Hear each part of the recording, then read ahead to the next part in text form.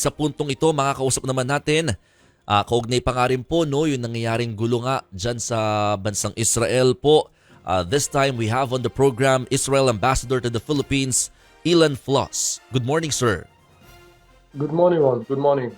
Thank you for your time, for sharing us your time, even it's too early in the morning. But we want to know the latest on what is happening or the development regarding the war in Israel. Sir, what is the update on the ground? Has Israel launched its ground offensive versus Hamas? Not yet. Meantime, we are still in, I would say, not in a standstill, but still in reorganizing the forces, but not yet into the, I would say, land invasion. Hamas is still firing, Hamas and Islamic Jihad are still firing rockets from Gaza. On the same time, on the northern border, we can see also Hezbollah intensifying its efforts also to launch rockets towards Israel. Let me clarify that. Is Hamas still on the offensive or defensive stance? Well, it's doing both, I would say, because they're still shooting or firing missiles and rockets from Gaza towards Israel. For me, it means they're still on the offensive. I see. But Israel has not, the IDF has not yet entered into Gaza, but the IDF, in order to end these hostilities, is attacking the facilities, or I would say the infrastructure of Hamas. Do you have the current number, Ambassador? How many casualties and hostages have been recorded? Where or what side have this been recorded? And what are the nationalities of the said victims?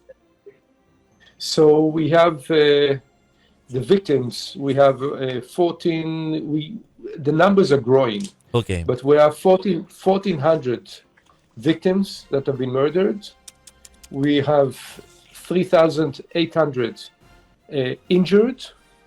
And then when we talk about the kidnapped, and we know that some of them are injured, some are probably dead, some are alive and healthy. We have more than 199. These are people that we know for sure that have been kidnapped. We have nationalities. We're talking about more than 30 nationalities. Some of them are foreigners altogether. Others have dual nationalities, and they are. I mean, we're talking about both murdered and kidnapped of foreigners. So very big number. What our challenge today is when nobody, not even the UN, has seen the kidnapped. They're hidden somewhere. Some of them need medication, some of them need medical help, but nobody has seen them since they have been kidnapped. And the sad part about this one is the number is still growing, Ambassador. Correct. And there's a report about the bombing of a hospital in Gaza, which killed around 500. Does it include in your number already? And Hamas is saying it's Israel's airstrike that caused it. And is that true, or what do you know about what happened? So let me first say that the IDF has checked all the footage and the activities of the IDF in Gaza on that time. According to our investigation, it is the Islamic Jihad. It's another terror organization in Gaza, working side by side with Hamas. Islamic Jihad has launched a rocket attack from near the hospital, in the vicinity of the hospital, and one of those rockets has hit the hospital. There was no IDF operation on the same time. And this is exactly when we are talking about Hamas, not talking about Hamas, but criticizing Hamas, which is a terror organization which is doing Hamas and Islamic Jihad. We actually, from one side, the full purpose is to attack and to butcher and to murder civilians. Secondly, they are using their own citizens as human shield. And I've said this in a few interviews, or in most of my interviews, when they ask me about it.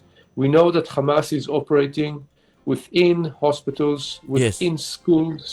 within schools, within residential areas. It is using the civilians as human shield. This hospital was hit according to IDF, and IDF is a responsible army. According to our investigation, the Islamic Jihad fired a barrage of rockets from near the hospital, and some of them have hit the hospital. So you are saying, Ambassador, that the one responsible in bombing a hospital in Gaza is Islamic Jihad. Correct. Correct. Okay. Senior Hamas armed commander, the name is Ayman Nofal, has also been killed in Gaza according to the militants. Has he been targeted by Israeli military? Israel is trying to eliminate the possibility of Hamas to stage any attack again on Israeli civilians. That includes all the infrastructure and facilities of Hamas, and of course the leadership of the military of Hamas. I see. How about let's now talk about the the the evacuation. Has the Israeli embassy already been involved in evacuating citizens out of Gaza, sir? No, the embassy here is not involved in the operational activities. We're involved in, of course, giving information to the Philippine authorities, getting the information from Israel. The operation activities such as evacuation of civilians is something which is done on the ground. At this stage, obviously, there is some element of coordination within Israel or between Israel and the relevant countries over there. The most important country relevant to that is Egypt, obviously, because the passage, the corridor, the Mediterranean corridor should be to Rafah, which leads into Egypt. But how about your citizens, particularly those living in Gaza, nearby cities? Have you Yes. evacuated those people? Or So we have, actually, that's a very important question. We have 60,000 people from the area of Gaza that have been ordered to evacuate their homes. These are about 30 communities that around the area, and they have been moved to hotels and other locations around the country, far from the south.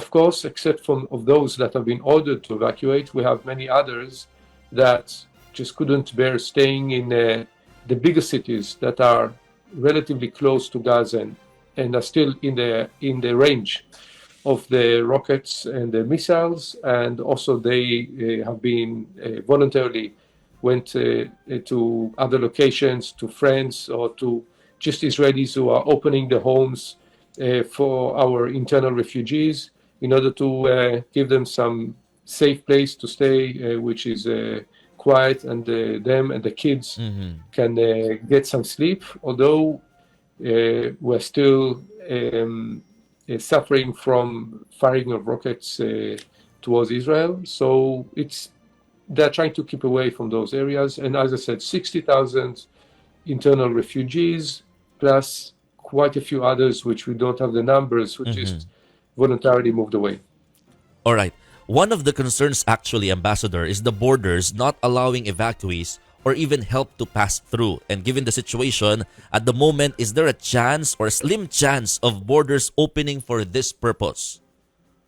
So let me explain. The Hamas, number one, all the border passages to Israel have been totally destroyed by Hamas. They just actually shared some pictures earlier today of one of the main important passages, which allowed about 17,000 Palestinians from Gaza to cross to work into Israel until before this war, before Hamas attacked Israel.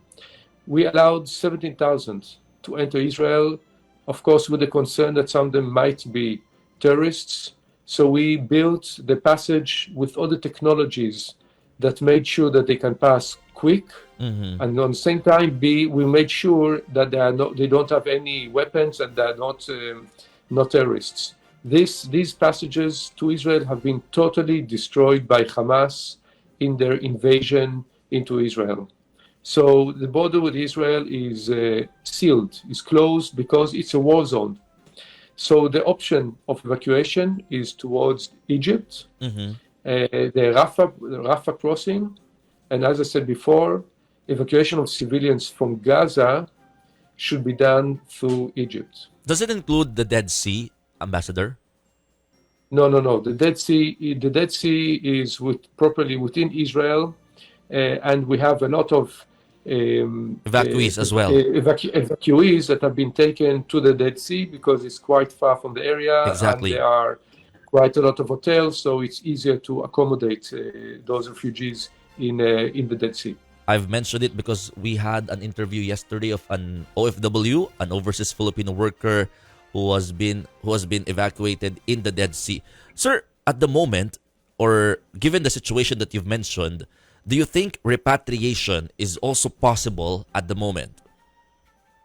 So, first of all, let me say, and as you interviewed the OFW from Israel, it's important for me to say, as the Israeli ambassador, that the OFWs in Israel are part of us, a part of our families. And we take care of them the same as we take care of our citizens, of our refugees. And if they have to be taken to a hotel, they'll be taken to a hotel. A relative of mine, that his son has been injured in the war, in the first day. He's lying in a hospital. A bed next to him is a Filipino OFW that was injured and is being taken care by the Israeli authorities like everybody else. I think that for me was very important. Regarding a very important message to the Filipino people, to know that we do not discriminate. Filipinos and Israelis are together. About the repatriation from Israel, from what we understand, is that OFWs in Israel feel part of us and are very loyal. We are taking care of them, and I don't feel that there is a real request for repatriation out of Israel. OFWs there are together with us. We are making sure, as much as we can, that they are safe. They have to go into the safety rooms or into the shelter when there is a launch of missiles against Israel. There is a warning, sirens in the media. They know how many seconds they have in order to get into their safe room. So they The are bomb shelters. protected, the same as of shelter or safe room, and they get the same protection Okay. as our own people. Well, actually, Ambassador, some Filipinos that we had an interview also as well do not want to leave Israel despite the war. And what do you say? What do you say to that? And I have to say that I think that's exactly the message. You know, my father-in-law, he's a Holocaust survivor. He's 93 years old. He has a Filipina caregiver with him, and she's worried about him, and she's taking care of him. For me, as being an ambassador here, it makes me, I feel so thankful to her for doing that, and she's doing it full-heartedly. So I think we are totally together in this effort. And just maybe two more sentences. First of all, the airport in Israel is functional, is fully opened, and it is possible to have flights to come in and out. There That's is good no to know. problem. Secondly, we also have, of course, Filipinos, 3 Filipinos amongst the murdered, the casualties, unfortunately, and I do want to wish my condolences Yes, yes. and my empathy to the families. And we have 3 that have not been accounted for yet.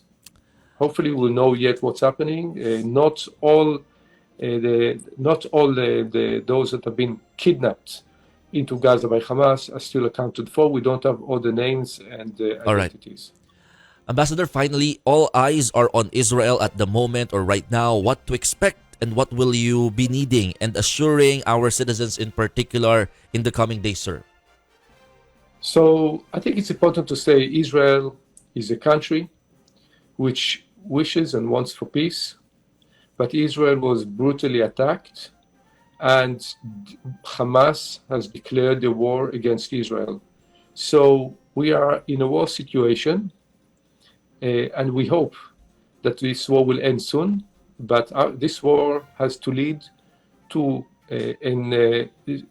no more facilities and infrastructure or terror infrastructure which will be targeting Israel again. We had enough of those terrorists attacking our citizens again and again until now. Secondly, this war is not over yet. Yes. So, our second purpose is obviously to bring the kidnapped back home. So this will probably continue, but I want to assure your citizens, the Filipinos here in the Philippines, and of course in Israel, that Israel is a country with humanitarian values, and foreigners in Israel are welcomed, Filipinos and others, and you are part of us. We do not discriminate.